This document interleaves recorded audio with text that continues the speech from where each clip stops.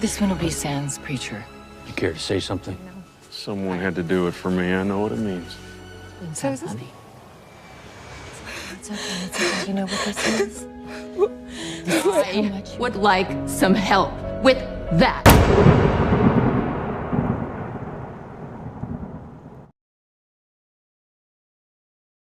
Episode 6 dari The Medicine dimulai dengan kilas balik di mana Paul menatap langit dan mengaguminya.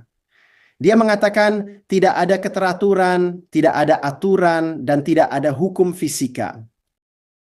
Bagi Paul, kehilangan istrinya telah menghancurkan sesuatu dalam dirinya dan dia meratapinya setiap hari. A glitch in the laws of physics. Karena itu, dia mengakui kepada Preston bahwa dia masih merindukannya.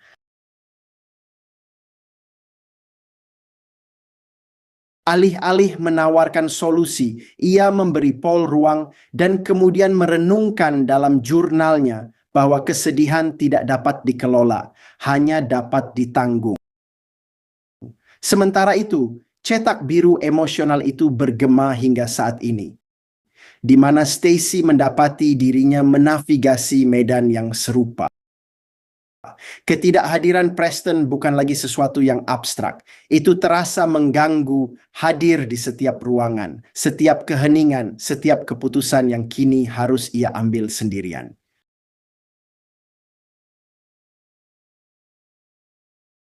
Akibatnya, keretakan dalam keluarga menjadi tak mungkin diabaikan.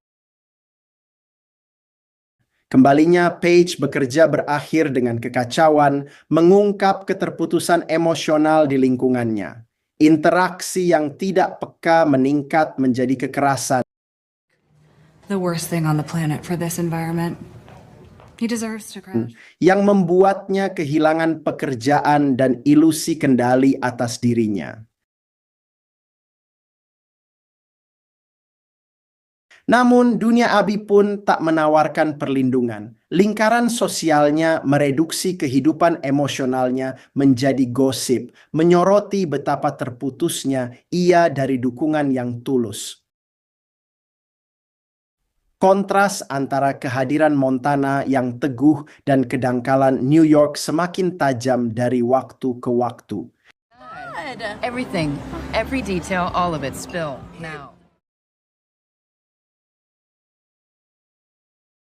Nah, Paige kehilangan kendali saat salah satu rekan kerjanya mengatakan bahwa Preston dan Paul pantas mati karena mereka berasal dari keluarga berada. Paige menampar gadis itu dan membuatnya babak belur. And Luz, I'm sorry. You had to see. Awalnya, gadis itu mengancam akan melaporkan ke polisi. Tetapi untungnya, Stacy membujuknya untuk mengurungkan niatnya dengan menunjukkan betapa kejamnya mengatakan hal-hal seperti itu kepada Paige.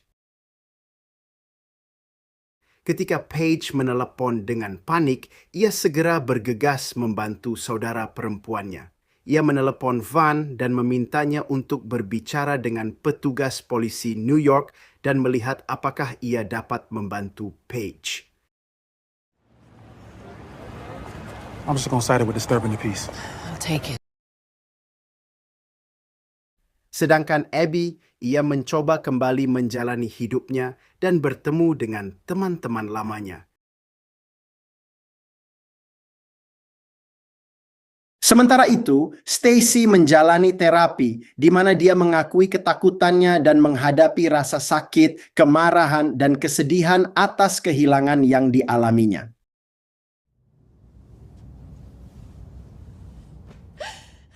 Terapisnya, Phil, meskipun tidak konvensional, membantunya menerima semuanya. Bahkan di akhir episode kita bisa melihat bahwa prosesnya masih terasa berat baginya.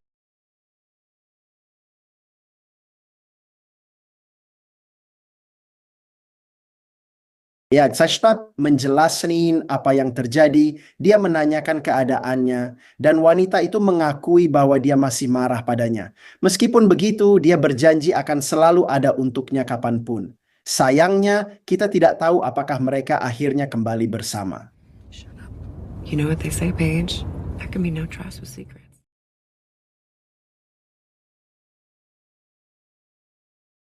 Di sisi lain, mantan suaminya mulai lebih banyak membantu mengurus anak-anak.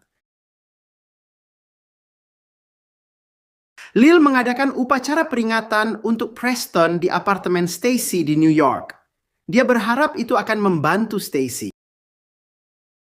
Tetapi sebenarnya tidak. Stacy berbicara dengan Phil dan Phil mendorongnya untuk melakukan apa yang menurutnya benar.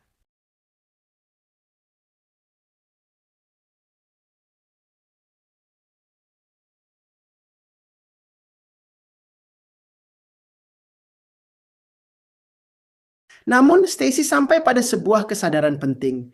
Dia tidak perlu berpura-pura berduka untuk orang lain. Ketika Phil mengatakan kepadanya bahwa dia tidak perlu izin untuk pergi, sesuatu berubah. This is for Lily, her. Lily. She needs it. Untuk pertama kalinya, dia memilih dirinya sendiri daripada harapan. Dia pun pergi. Where to? I don't know. Just drive.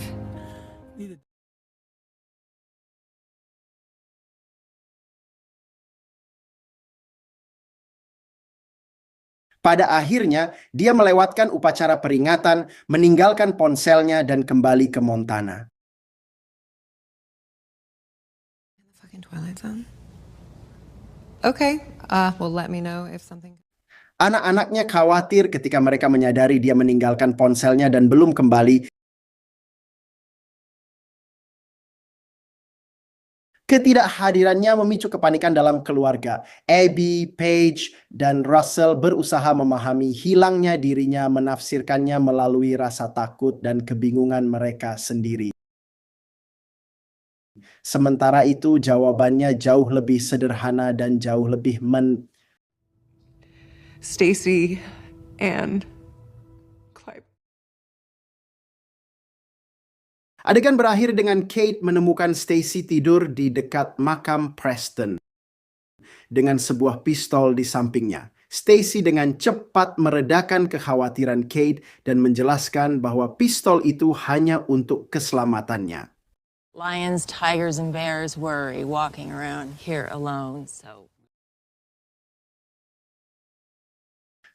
Masih merasa khawatir, dia bertanya apakah dia bisa mengajarinya cara menggunakannya.